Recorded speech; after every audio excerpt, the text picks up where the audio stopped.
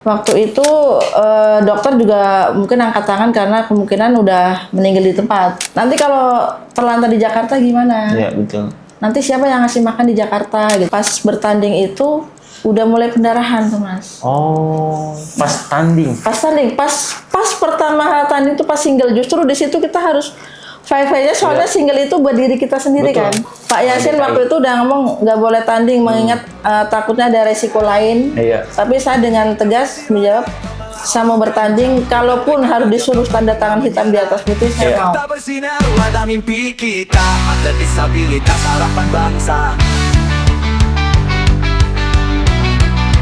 MTC DKI Jakarta, kebanggaan kita.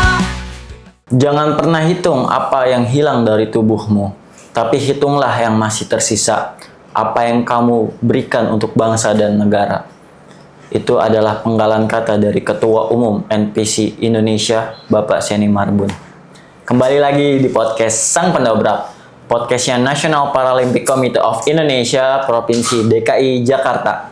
Saya Ahmad Aslam selaku host podcast Sang Pendobrak. Kali ini kita sudah kedatangan tamu yang begitu spesial, yaitu tamu yang berprestasi. Mari kita sambut Bu Robini. Halo, apa kabar Bu? Kabar baik, Mas. Baik, Alhamdulillah. Bu Robini adalah seorang atlet 10 pin bowling yang berprestasi di provinsi maupun nasional dan sudah sampai di internasional. Alhamdulillah. Terima kasih Bu sudah datang. Bisa ceritakan sedikit tentang Bu Robini dan perjalanan awal di olahraga 10 pin bowling? Oke, terima kasih. Perkenalkan, nama saya Rubini dari 10 pin bowling, asal DKI Jakarta. Awal mula ikut organisasi NPC itu ketika tahun 2007 itu mengalami kecelakaan. Oke. Kecelakaan di jalan raya, H-1 Lebaran itu naik angkot, angkotnya ketimpa pohon kelapa. Nah itu langsung patah tulang ekor di tempat. Waktu itu dokter juga mungkin angkat tangan karena kemungkinan udah meninggal di tempat. Jadi dibawa ke rumah sakit. Satu rumah sakit nggak mampu karena emang peralatannya yang kurang memadai. Habis itu dipindah ke rumah sakit Purwokerto. Di situ baru habis sholat Idul Fitri baru kita ditangani, baru saya ditangani, dioperasi di situ. Jadi sekujur tubuh itu udah biru semua. Jadi mungkin orang bilang kemungkinan hidup tuh nggak ada. Nah, itu setelah itu dirawat di rumah sakit sampai 12 hari, langsung diperbolehkan pulang sama dokter. Langsung di rumah selama 7 tahun tuh Mas, terbaring tuh nggak 7 tahun? Ya, dari 2007 sampai 2014? Betul, jadi itu nggak tersentuh dinas sosial sama sekali. Biarpun rumahnya tuh deket kabupaten, dekat kecamatan gitu ya, tapi emang saya sendiri belum ngerasain apa itu istilahnya dinas sosial, kursi roda pun itu nggak ada di rumah waktu itu. Jadi cuman terbaring, makan dilayanin, ke toilet istilahnya harus digendong gitu kan waktu itu. Sampai akhirnya tahun 2016 itu ada teman sekolah namanya itu Iksan, teman SMP waktu itu, yang ngasih kabar sama saya, mau nggak kamu ke Jakarta gitu kan. Ada salah satu teman kita sekolah SMP waktu itu, dia juga kursi roda.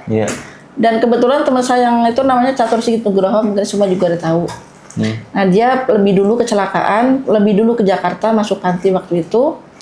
Terus saya diajak, mau nggak ke Jakarta. Pikiran saya daripada saya hidup di rumah, hidup enggak, mati enggak, istilah seperti itu. Akhirnya dengan senang saya ayo kita berangkat gitu kan. Sebenarnya waktu itu orang tua nggak ngizinin karena perempuan takut ya perempuan anak sendiri. Jadi nanti kalau terlantar di Jakarta gimana?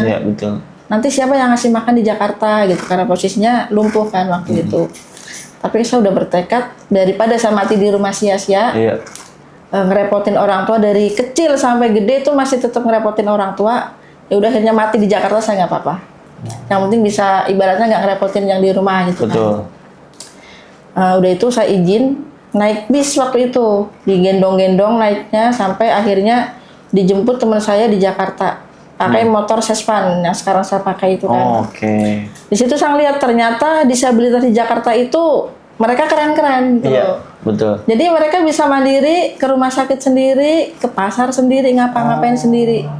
Dari situ saya lebih bertekad untuk udah saya harus bisa, saya harus seperti mereka gitu. Jadi dari situ masuk panti, dari panti langsung dirujuk ke rumah sakit buat pengobatan karena ada luka juga waktu itu. Setelah itu sama teman saya, kamu mau nggak ikut olahraga apa gitu. Nah, saya ikut tanpin bowling. Apa itu tanpin bowling gitu kan? Ya ntar kamu searching Google aja kalau nggak tahu gitu kan. Ya daripada jenuh di panti sendirian gitu kan waktu itu akhirnya saya ngikut. Nah dari satu langsung jatuh cinta tuh sama bowling. Waktu itu latihannya di Kuningan. Di Kuningan ya, Iya, pertama kali di mengenal Kuningan. Betul. tanpin bowling. Nah dari situ langsung latihan. Itu pun latihan juga kendalanya banyak sih Mas. Iya. Karena tanpin bowling itu bukan olahraga yang ibaratnya bisa dimainkan di mana aja. Iya betul. Harus ada lapangan khusus. Kita disabilitas itu kalau mau ke sana, kalau nggak punya kendaraan sendiri itu harus naik taksi minimal. Dan itu biayanya nggak murah. Kita harus punya penghasilan. Betul. Sedangkan di panti itu kita nggak ada penghasilan. Iya. Bagaimana Ibu bisa? Ya akhirnya kadang kan ada yang nyumbang ke panti gitu. Nah dari uang-uang yang orang nyumbang itu kita kumpulin. Iya. Jadi mungkin seminggu sekali kita latihan. Bolanya masih pinjem waktu itu di pusat bowling itu. Terus nggak berselang lama itu ada seleksi. Iya. Mau nggak ikut seleksi gitu kan? Mau gitu kan, daripada nggak ada apa-apa kan di panti jenuh gitu. Sedangkan saya bukan tipe orang yang suka kerajinan Mas. Saya bukan kayak ibu-ibu lain yang suka jahit, itu saya nggak suka seperti itu. Akhirnya ikut seleksi, di situ alhamdulillah lolos. Pertama kali event yang saya ikuti Peparnas 2016. 2016. Di situ dapat 1 emas, 1 perak, 1 perunggu. Wow, 1 perak, 1 emas, 1 perunggu. Lengkap ya? Tangan teman-teman. Jadi perjuangan tuh ya dari daerah, kecelakaan yang diangkut itu, terus akhirnya Ibu merasakan saya pengen berjuang di Jakarta. Terus ada teman Ibu juga yang mendampingi, yang mengarahkan ya Bu ya. Terus akhirnya Ibu latihan bowling berapa lama itu Bu untuk nyampe? Waktu pertama latihan sampai seleksi itu kurang lebih 2 bulan. 2 bulan ya? 2 bulan. Berarti Ibu tekadnya kuat sekali. Jadi pas sudah ada seleksi, lolos dan kejuaraan, juara ya Bu? Juara, alhamdulillah juara. Luar biasa. Nah, itu perjuangannya kan luar biasa tuh Bu ya. Arti bowling dalam hidup Bu Robini tuh apa Bu? Bowling buat saya itu kesempatan kedua. Kesempatan kedua. Setelah kehidupan pertama saya berkeluarga hingga akhirnya harus pisah sama suami dulu karena beliau itu mungkin masih muda ya. Jadi kalau di kampung itu mungkin punya istri kursi roda itu bagi dia itu kayak susah gitu kali ya. Jadi mungkin nggak bisa ngimbangi suami, maksudnya yang biasanya pekerjaan dibagi 2 mungkin istri ke pasar, suami ngurusin pekerjaannya, jadi itu mungkin dia merasa keberatan gitu kan. Akhirnya kita ngambil keputusan, ya udah akhirnya kita pisah secara baik-baik. Akhirnya saya fokus dengan diri saya di Jakarta, dengan mengubah nasib saya yang akhirnya di rumah nggak bisa mandiri, di sini bisa mandiri. Nah itu artinya saya punya kesempatan kedua setelah apa yang terjadi sebelumnya. Jadi saya sekarang lebih yakin lagi, saya nggak malu jadi disabilitas karena disabilitas sudah jadi dari bagian diri saya. Betul, tepuk tangan teman-teman. Nah, kondisi dan tantangan awal Bu Robini menekuni olahraga disabilitas ini apa Bu? Kesulitannya paling itu di biaya dan transportasi itu sih.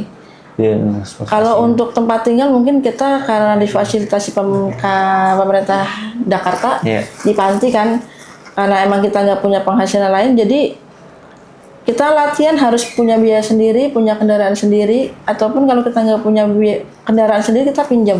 Pinjam pun harus ngasih bensinnya kan ke yang punya motor. Nah di situ mungkin kendalanya sama kesehatan sih. Kesehatan. Kalau misalnya kita latihan waktu hujan itu benar-benar habis latihan.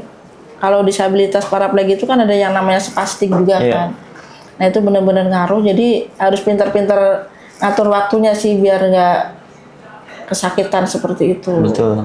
Nah, Bu Robini kan cukup terkenal nih, Bu. Artinya Ibu udah memasuki timnas kan. Dan seberapa berat sih Bu perjuangan yang harus dilewati Bu Robini sebelum dikenal seperti sekarang? Berat banget sih Mas. Jadi kita harus bisa bagi waktu buat saya sebagai ibu rumah tangga ya. saya kerja, saya ngurus rumah juga. Jadi ibaratnya pagi bangun jam 4 ke tempat kerja, nanti jam 12 harus keluar dari tempat kerja, izin buat latihan, seperti itu terus. Jadi pulang masih harus ngeberesin rumah, masak dan segala macam. Jadi emang harus pintar bagi waktu. Nah itu terkadang buat saya tuh berat banget. Kadang pengen nyerah di situ karena udah terlalu capek. Kalau kita duduk seharian sebagai paraplegia itu pinggang juga bener-bener kayak mau patah gitu. Jadi perjuangan ya Bu ya. Perjuangan banget. Pokoknya hujan badai kita terjang banjir juga pernah sekali itu banjir. Motor saya mati di tengah-tengah banjir. Gimana jadi itu? Nggak bisa maju, nggak bisa mundur. Minta tolong tuh nggak ada yang nolongin. Iya. Akhirnya ya udah matiin kuncinya, gas lagi, matiin gas lagi gitu. Akhirnya bisa nyala. Bisa nyala. Nah, pernah nggak sih Bu merasa di fase paling sulit sampai ingin berhenti Bu? Apa fase paling sulit? Boleh diceritakan dan bagaimana cara keluar dari fase tersebut? Fase paling sulit itu ketika kita itu mau latihan tapi kayak hujan gitu ya. Atau mungkin ketika lagi sakit. Saya pernah sakit. Mau ada event tapi sakit itu apa saya nyerah aja ya di sini gitu. Udah nggak sanggup. Maksudnya kalau kita sakit itu kalau belum ke rumah sakit tuh bener-bener nggak ada obatnya. Kalau cuma istirahat itu nggak bisa. Harus ada obat yang salah satunya tuh ada teman saya yang paraplegia juga. Kalau sekalinya sakit dia sampai harus masuk rumah sakit sampai pingsan. Itu kendalanya saya seperti itu. Kalau emang capek tuh emang nggak bisa dipaksakan. Emang bener-bener ngedrop sih. Itu kadang bikin udahlah stuck di sini aja, rezeki dikejar pun pasti nanti ada lagi. Pikiran saya seperti itu. Dan keluar dari fase tersebut gimana? Kan Ibu kena sakit, apa kayak mau berhenti? Nah, keluar dari fasenya itu gimana Bu? Keluar dari situ mikirnya semangat. Pikiran positif sih. Positif. Kalau rezeki itu harus dijemput. Oke, rezeki harus dijemput teman-teman. Semuanya kalau nggak kita jalani, cuman kita pikirin doang itu nggak ada solusi. Mau dimanapun kalau seandainya pasti ada jalan. Pasti ada jalan ya Bu ya. Berarti harus di apa namanya Bu, dijalanin gitu ya. Dijalanin. Oke. Nah, Bu Robi ini kan sudah berprestasi nih di ajang nasional dan internasional. Bagaimana proses latihan dan persiapan menjelang kejuaraan besar Bu? Paling bagi waktu seperti yang saya bilang sebelum pelada. Kan kalau pelada udah pasti kita harus pemusatan kan, latihan itu udah pasti. Tapi sebelum pemusatan itu kita harus tetap latihan sendiri. Betul. Jadi buat nambah skill, nambah kekuatan kita, biar nanti kalau udah pas pemusatan kita udah nggak kaget lagi. Soalnya bowling itu bukan kayak cabur yang lain. Jadi kita itu butuh tenang, nggak boleh ada masalah. Kita nggak boleh bawa masalah di dalam permainan. Jadi kalau kita udah ada masalah bawa ke situ udah hancur semuanya. Oke. Berarti persiapannya itu apa namanya tadi fokus bisa bagi waktu juga, jaga kesehatan juga. Nah, ini Bu, ini kan sebenarnya eksklusif nih di podcast Sang Pendobrak nih Bu ya. Kejadian Ibu di Peparnas Bu. Boleh Bu diceritakan Bu ke teman-teman penonton biar jadi motivasi. Peparnas 2024 itu saya habis menikah. Oke. Saya menikah bulan Agustus, terus bulan September kalau nggak salah ya. Peparnas di Solo waktu itu. Nah waktu itu saya udah telat 1,5 bulan sih. 1,5 bulan. Cuman kondisinya saya nggak tahu kalau itu hamil. Jadi saya udah tes pack pertama dan itu nggak ada hasilnya. Jadi saya pikir udahlah nanti aja kalau misalnya pulang dari Peparnas itu kan. Nah pas Peparnas itu, pas bertanding itu udah mulai pendarahan tuh Mas.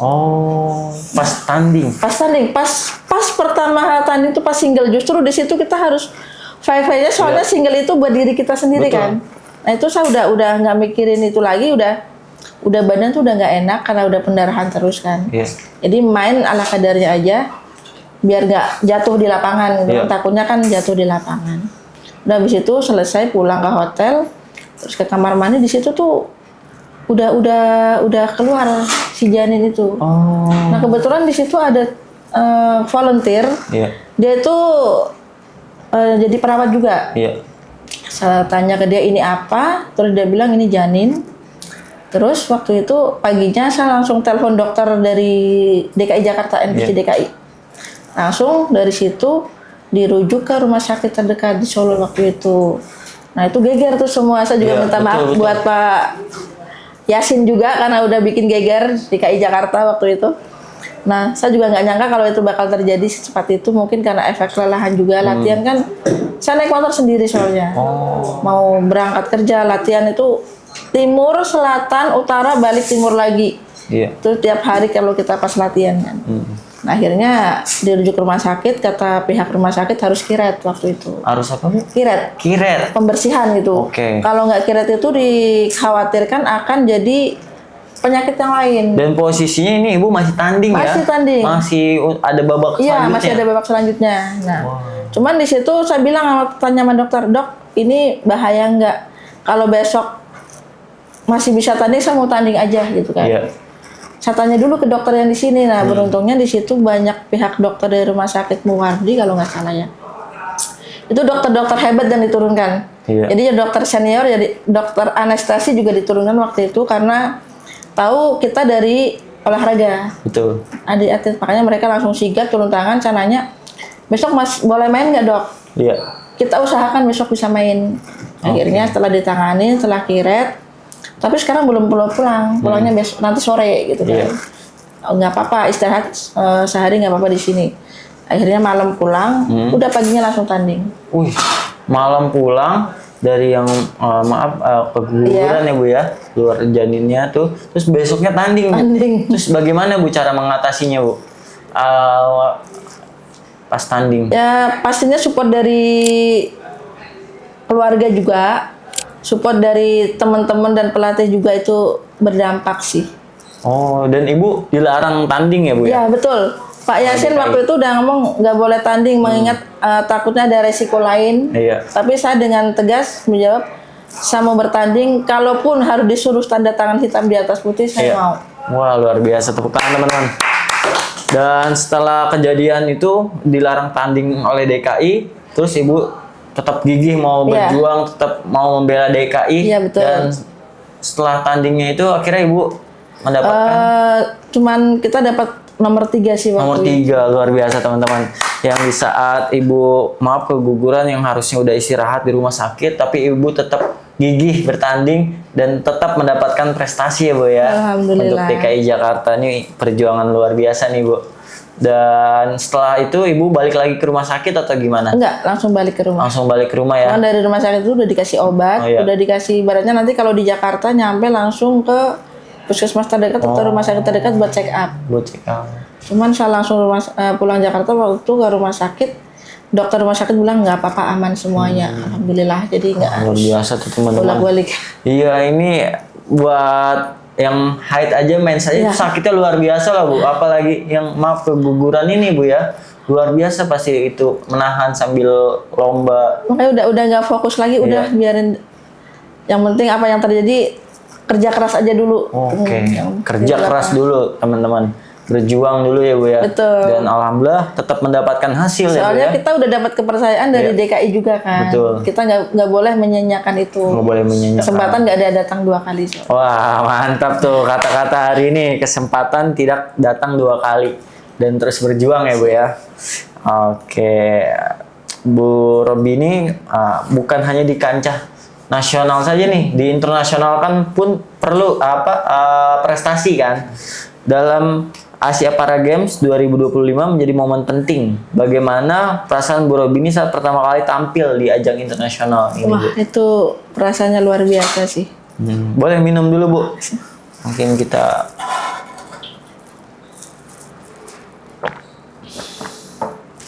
minum dulu. Nah, biar lebih rileks, Bu. Dan ini kan ajang penting ya Bu ya, mewakili Indonesia. Bagaimana Bu rasanya? Rasanya bangga, merasa luar biasa banget karena selama ini kan Tanpin Bowling itu belum pernah memberikan hasil terbaik, ibaratnya seperti itu ya. Jadi waktu itu dikasih kesempatan, ditelepon sama Pak Beni, mau ada seleksi buat SEA Games ya, Asian Para Games ya. Asian Para Games. Terus mau nggak ikut? Saya ikut, saya bilang gitu kan. Saya ikut Pak, gitu kan. Apapun hasilnya itu pikirin belakangan Pak. Yang penting niat aja dulu. Betul. Gitu kan. Dan itu ikut, alhamdulillah di seleksi tersebut juga mendapat peringkat pertama. Wah, tepuk tangan.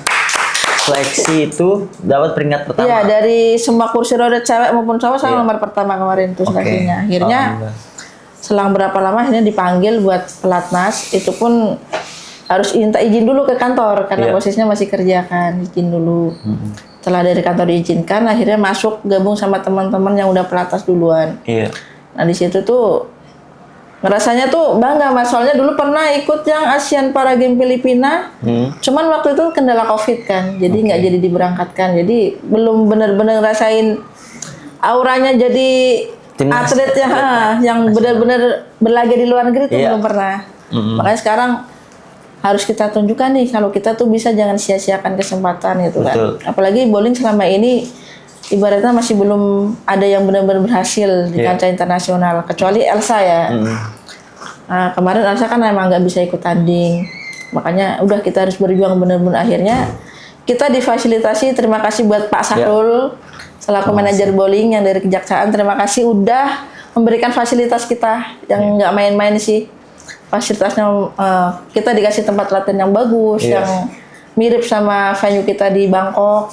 Dikasih bola yang benar-benar luar biasa juga, karena kita juga butuh itu buat amunisi kita dan sebagainya. Terima kasih buat Pak Sahrul. Terima kasih untuk support dan semuanya.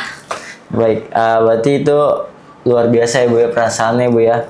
Dan boleh nggak Bu ceritain pertandingan dari awal sampai akhir gitu, sampai meraih medali emas teman-teman. Jadi Bu Arobin ini meraih medali emas ya Bu ya, luar biasa. Gimana Bu, apa proses pertandingannya itu Bu? Proses pertandingan itu sih gimana ya, awalnya itu emang kita bertanding di hari ketiga. Untuk yang cewek kursi roda itu hari ketiga. Nah 2 hari berturut-turut Indonesia belum memberikan hasil, jadi kita agak was-was juga sih kemarin.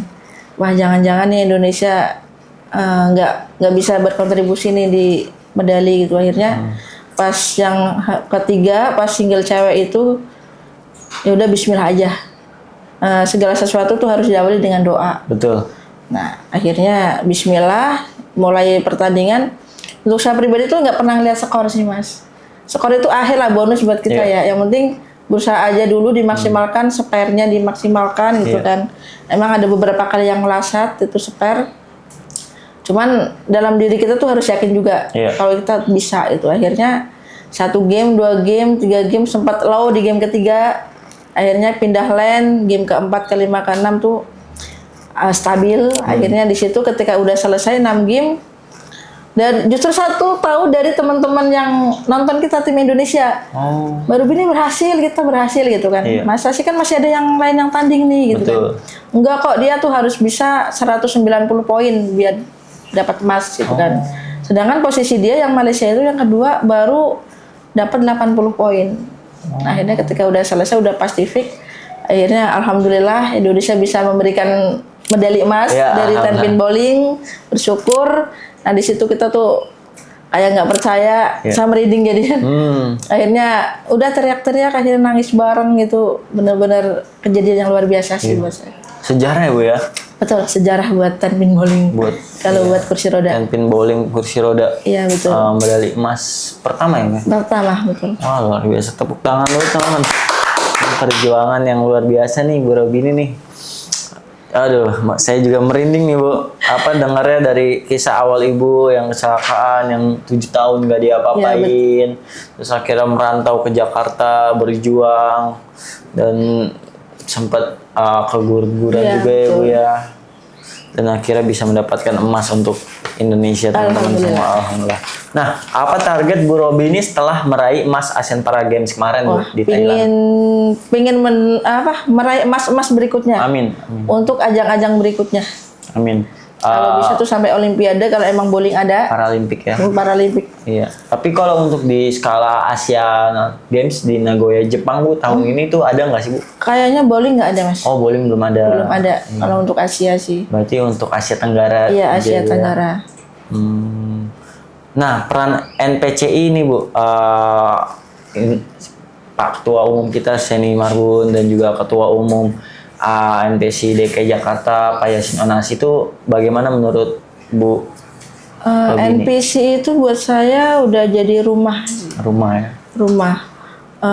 Pak Seni maupun Pak Yasin itu udah jadi tutor, udah jadi orang tua, udah jadi pemimpin yang benar-benar tahu apa yang dibutuhkan buat disabilitas. Ya betul. Jadi saya bersyukur bisa bergabung di NPC, bisa terlibat di dalamnya juga. Jadi alhamdulillah sampai detik ini bisa berdiri sendiri di kaki saya sebagai disabilitas tanpa malu.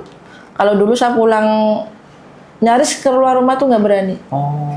Jadi itu kalau disabilitas di kampung itu kayak berasa dikasihani gitu. Jadi ibaratnya kita tiap tahun justru kita malah dapat syakat dari orang-orang kan. Tapi sekarang dengan PD saya bisa pulang ke rumah. Ini loh saya gitu. Iya, betul. Satu bisa membanggakan keluarga, memberikan ibaratnya membantu orang-orang yang ibaratnya butuh bantuan gitu. Jadi NPC buat saya rumah kedua. Betul. Dan dari NPC juga kan Ibu bisa membela bangsa dan negara betul, Ibu ya. Betul. Dan akhirnya bisa mendapatkan emas. Nah, ini Bu mengibarkan bendera merah putih Bu di kancah internasional ya, itu pasti merinding. Ya, merinding banget. Jadi belum itu momen yang nggak bakal terlupakan sih. Iya, betul. Karena buat yang ingin mengibarkan bendera merah putih Bu, di luar negeri itu cuma 2 Bu, kedatangan presiden sama kemenangan atlet Indonesia Bu. Dan Ibu termasuk orang yang membanggakan sekali buat Indonesia. Semoga Bu. nanti kedepannya makin banyak Indonesia berkibar merah putih. Amin, amin. Berarti Ibu ada ungkapan nggak sih Bu kepada Pak Ketua Umum kita Seni Marbun? Buat Bapak Seni Marbun selaku Ketua NPC Indonesia, terima kasih banyak sudah memberikan wadah, memberikan support kepada saya pribadi karena bisa sampai sejauh ini. Terima kasih Pak Yasin juga, terima kasih sudah support juga, udah memberikan wadah, udah percaya kepada saya untuk di Tenpin Bowling ini. Harapan Ibu buat Tenpin Bowling Indonesia tuh apa Bu? Harapan saya ke depannya semoga banyak atlet-atlet baru bermunculan, talent-talent baru di bowling. Sebenarnya banyak, cuman mungkin belum terekspos aja sih. Belum terekspos ya. Jadi semakin banyak kayak misalnya liga atau misalnya kejurnas khusus buat bowling sih. Jadi nanti bakal ada lahir bibit-bibit baru. Betul, amin. Kita doakan bersama teman-teman semua Bu Robini yang sudah berjuang untuk Tenpin Bowling. Semoga di Indonesia akan ada liga-liga dan juga kejurnas dan juga sponsor-sponsor nih. Jadi bisa dibuat event-event Tenpin Bowling buat disabilitas ya Bu ya. Betul. Oke. Nah, pesan apa untuk atlet muda yang sedang berjuang Bu, yang disabilitas maupun non disabilitas? Sebelumnya saya mau ngucapin terima kasih dulu buat pertama Pak Seni Marbun khususon, buat Pak Yasin selaku Ketua NPC DKI. Yang ketiga buat Pak Reda Mantovani sebagai CDM Asian Para Games 2025. Terus buat Pak Sahrul selaku manajer bowling.